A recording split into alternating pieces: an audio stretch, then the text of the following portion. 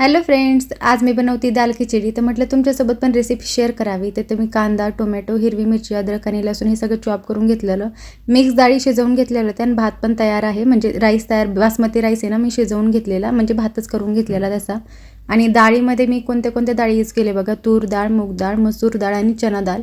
तर म्हणजे ह्या 4 डाळी मी यूज केल्या. तर ते छान असं जसं वरणला आपण तयार करतो ना तसं शिजवून घेतलं.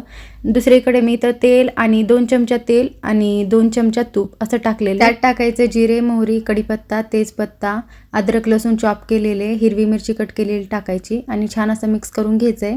त्यानंतर टाकायचे इथं स्लाइसमध्ये कट केलेले कांदे आणि नंतर मग ते थोडेसे सॉफ्ट झाल्यानंतर त्यात टोमॅटो ॲड करायचे. तर मी असे बारीकच टोमॅटो कट केलेले आणि ते म्हणजे लवकर गाळ होण्यासाठी, लवकर मऊ होण्यासाठी यात मी काही मीठ ॲड केलं.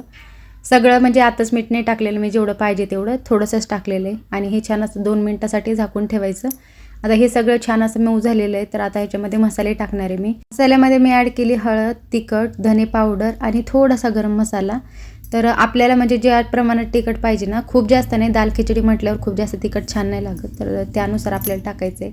आणि राहिलेलं जेवढं मीठ कमी पडेल ना त्यानुसार मी अंदाजाने मीठ टाकलेलं आहे. आणि आता ही डाळ शिजवलेली ती डाळ ॲड करायची आणि थोडंसं असं भरपूर असं गरम झालं ना किंवा मऊकळी आल्यानंतर भात टाकायचं आहे. म्हणजे राईस टाकून दिली मी. आता बासमती राईसचं बनवली, तुम्ही नॉर्मल राईस पण यूज करू शकता. कधी नॉर्मल, कधी बासमती राईस, असं आपण जसं इच्छा असेल आपली तसं करू शकतो आपण. आणि 10 मिनिटांनंतर आपल्याला गॅसवर असं शिजवून घ्यायचं आहे. आणि बघा इथं मस्त अशी दाल खिचडी रेडी झाली. जेव्हा आपल्याला जास्त काही स्वयंपाक वगैरे करायचा नसला तेव्हा आपल्याला म्हणजे शॉर्टकट म्हटलं तर आपण मसाले भात वगैरे करतो.